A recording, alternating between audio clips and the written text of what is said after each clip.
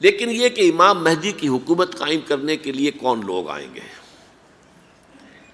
عرب جو ہیں وہ اندر سے کھوکھلے ہو چکے ہیں، عیاشی نے، دولت نے، پیسے نے، دولت، پیسہ، عیاشی، اس کی وجہ سے کھوکھلے ہو چکے ہیں۔ یہاں میں آپ کو دو حدیثیں سنانا چاہتا ہوں۔ سنن ابن ماجہ کی روایت ہے حضرت ابو ہریرہ سے رضی اللہ تعالی عنہ، قال قال رسول اللہ صلی اللہ علیہ وسلم اذا وقعت الملاحم بعث اللہ بعثا من الموالی ہم اکرم العرب فرسا واجودہ سلاحا یوید اللہ بہم الدین، رواہ ابن ماجہ عن ابی ہریرہ رضی اللہ تعالی عنہ۔ جب ملاحم کا دور شروع ہوگا تو اللہ تعالیٰ اٹھائے گا ایک لشکر یا لشکروں پر لشکر موالی میں سے۔ موالی کون ہے؟ عربوں نے جب فتح کیا تھا اس پورے علاقے کو خلافت راشدہ کے دوران، اور پھر وہ لوگ جو ہے، ایک رائے تو یہ تھی کہ انہیں غلام بنایا جائے سارے آبادیوں کو، لیکن یہ کہ حضرت عمر کا اجتہاد تھا، اس کے مطابق جو ان کو غلام نہیں بنایا گیا تو وہ موالی کی حیثیت رکھتے ہیں۔ عربوں میں دم نہیں ہے، موالی میں سے لشکر اٹھیں گے کہ جو در حقیقت حضرت مہدی کی حکومت کو قائم کریں گے۔ دوسری حدیث سنیے، عن عبداللہ ابن الحارث رضی اللہ تعالی عنہ، اور یہ ابن ماجہ کی روایت ہے، قال قال رسول اللہ صلی اللہ علیہ وسلم یخرج الناس من المشرق فیوطئون للمہدی یعنی سلطانہ، لشکر نکلیں گے، لوگ آئیں گے مشرق سے اور وہ حضرت مہدی کی حکومت کو جمائیں گے اور قائم کریں گے۔ اب ذرا نوٹ کیجئے کہ جزیرہ نماء عرب کے مشرق میں کون سے ملک ہیں؟ تین: ایران، افغانستان، پاکستان۔ یہ تین سالڈ مسلم ممالک، مسلم آبادی اکثریت۔ ویسے تو یہ کہ آگے ہندوستان میں 20 کروڑ مسلمان ہیں، لیکن وہ 20 کروڑ جو ہے وہ تو 80 کروڑ کے اندر تحلیل ہو جاتے ہیں غیر مسلموں میں، لیکن یہاں جو معاملہ ہے یہ غالب اکثریت کے۔ ان میں سے ایران کا معاملہ جہاں تک ہے، نمبر 1 یہ کہ وہ شیعہ عقائد کے حصار میں بند ہے، اس سے ادھر ادھر ہونا اس کے لیے ممکن نہیں۔ حدیث میں یہ بھی آتا کہ اصفہان سے 70,000 یہودی دجال کا ساتھ دیں گے۔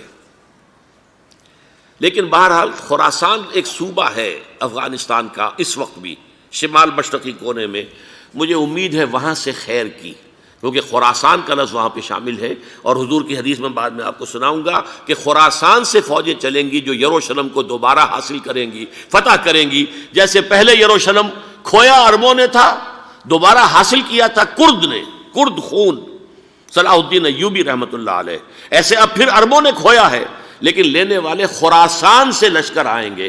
یخرج من خراسان رایات سود لا یردھا شیء حتی تنصب بإیلیا، خراسان کے علاقے سے کالے علم لے کر لشکر چلیں گے جن کے رخ کو کوئی موڑ نہیں سکے گا جب تک کہ وہ جا کر یروشلم میں نصب نہ ہو جائے۔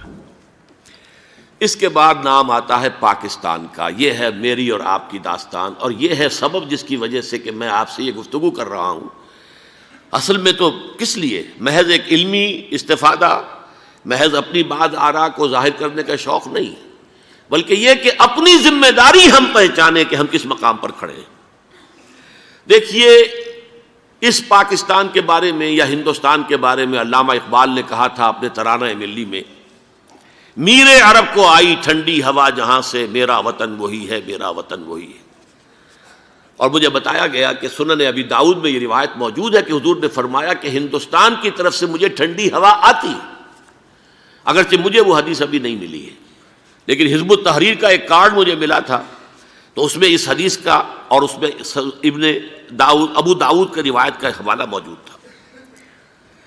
لیکن میں جو چیز آپ کو بتا چکا ہوں وہ یہ کہ الف ثانی کا پورا تجدیدی کارنامہ اس ہندوستان کی سرزمین میں ہوا۔ مجدد الف ثانی شیخ احمد سرندی، شاہ ولی اللہ دہلوی، سید احمد بریلوی، وہ تو ہمارے پاکستان میں آ کر جو ہے ان کا خون جذب ہوا ارض پاکستان میں۔ پھر شیخ الہند مولانا محمود حسن۔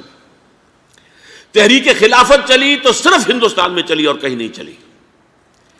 آزادی کی تحریک چلی پوری دنیا میں، وہ نیشنلزم کی بنیاد پر چلی، ملے نیشنلزم، عرب نیشنلزم، ترک نیشنلزم۔ ہمارے ہاں چلی تو اسلام کے نام پر، پاکستان کا مطلب کیا؟ لا الہ الا اللہ۔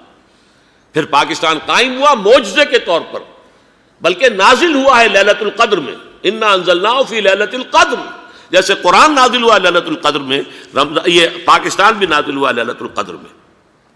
اس کا برقرار رہنا ابھی تک معجزہ ہے. ہندو یہ سمجھتا تھا، کانگریس سمجھتی تھی کہ جھٹپٹ ختم ہو جائے گا. پھر یہ کہ اس کا قرارداد مقاصد کا پاس ہو جانا، مزید بھی اور اضافی دفعات دستور میں آ جانا، اب کمرشل انٹرسٹ کو ربا قرار دے کر حرام قرار دینا، یہ سارے لینڈ مارکس ہیں کہ جو اشارہ کر رہے ہیں کسی چیز کی طرف، معاملہ کدھر جا رہا ہے.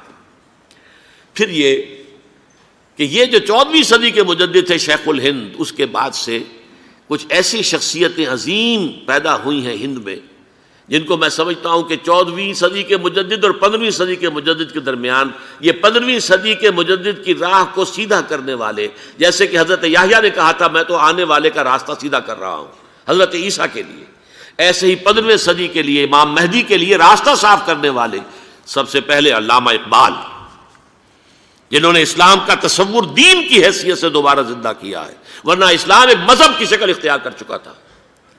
پھر مولانا مودودی، مولانا ابوالکلام آزاد حکومت الہیہ کے نعرے کے ساتھ میدان میں آئے. یہ اقبال نے جو تصور پیش کیا تھا اس پر عملی جد و جہد کے لیے حزب اللہ قائم ہوئی.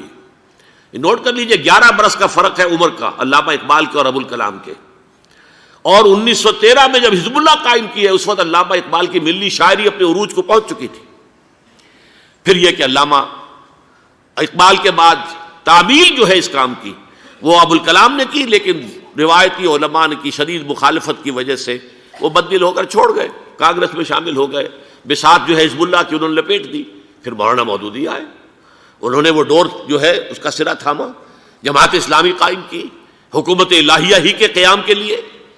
اگرچہ میرے نزدیک یہ کہ وہ انتخابی اور ایک قومی سیاست کی ایک جماعت بن کر پاکستان میں جو ہے دلدل میں پھنس گئی ہے، اب ہم اس کی کوشش کر رہے ہیں تنظیم اسلامی اور یہ تحریک خلافت جس کے تحت یہ جلسہ ہو رہا ہے.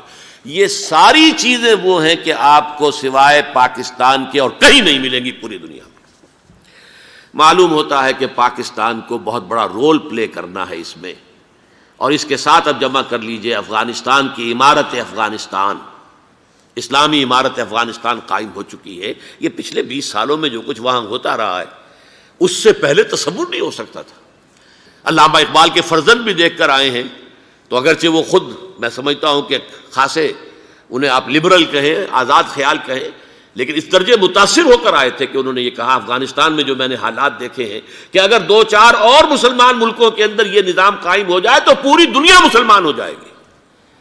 یہ سب کچھ کیسے ہو رہا ہے؟ یہ آنے والے دور کی جھلکیاں ہیں. Coming events are casting their shadows before. یہ سب بتا رہے ہیں کہ پاکستان افغانستان کو مل کر اس میں کوئی عظیم رول پلے کرنا ہے. اور اس کے ضمن میں اب میں علامہ اقبال کے بارے میں آخری بات کہہ رہا ہوں.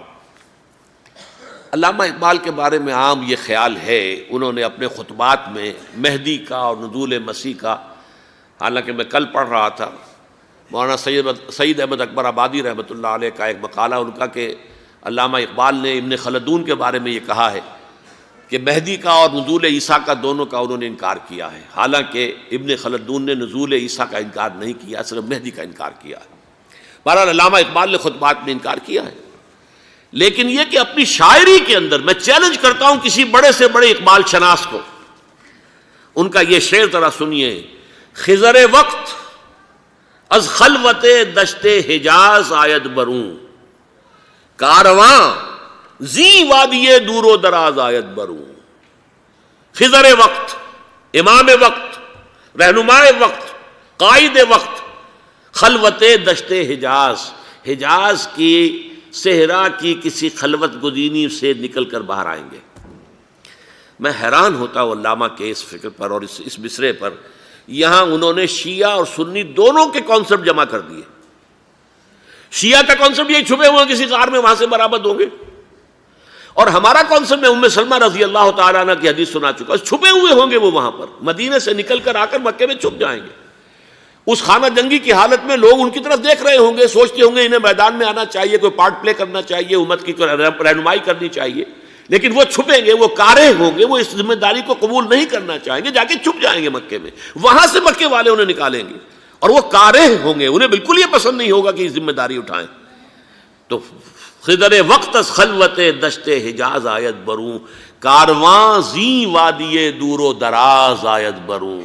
کارواں جو چلے گا ان کی مدد کے لیے اس وادی دور و دراز، اس زی عظیم وادی دور و دراز، یہ وادی سندھ ہے۔ وادی سندھ جو ہے ہم سمجھتے ہیں کہ صرف یہ پاکستان اور پنجاب جو ہے یہ اس میں شامل ہے، سندھ اور پنجاب نہیں، افغانستان کا پورا مشرقی علاقہ اس میں شامل ہے۔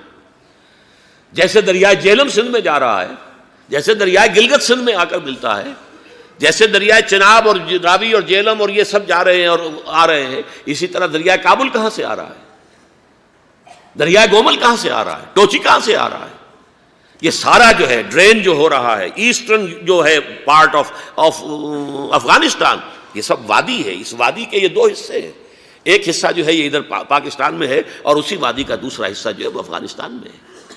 کارواں زی وادی دور و دراز آیت بروں، کارواں چلے گا یہاں سے، یخرج ناس من المشرق یؤتون للمہدی یعنی سلطان ہی، مشرق سے فوجیں چلیں گی کہ جو مہدی کی حکومت قائم کریں گی، اور یخرج من خراسان رایات و سود، اور خراسان سے سیاہ پرچم چلیں گے کہ جن کا رخ کوئی موڑ نہیں سکے گا، حتیٰ تنصب بإیلیا، یہاں تک کہ وہ جا کر یروشلم کے اندر نصب ہو جائیں گے۔